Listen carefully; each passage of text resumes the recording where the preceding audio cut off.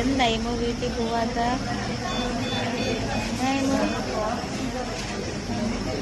എന്ത് വീട്ടിൽ പോവാത്ത?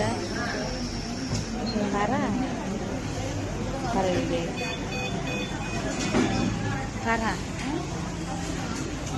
പറ വേഗം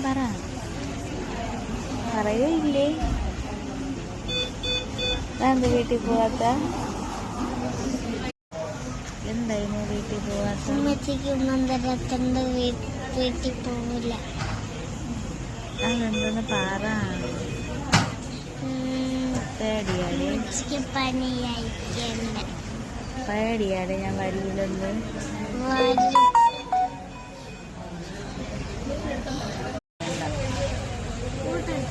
ഒന്നും കൂട്ടണ്ട.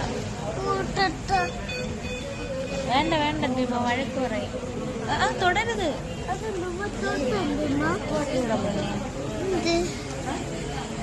എന്റെ കൈ ഇല്ലാത്തോണ്ടാ നീ ഇനി വന്നത് കിടക്കാൻ.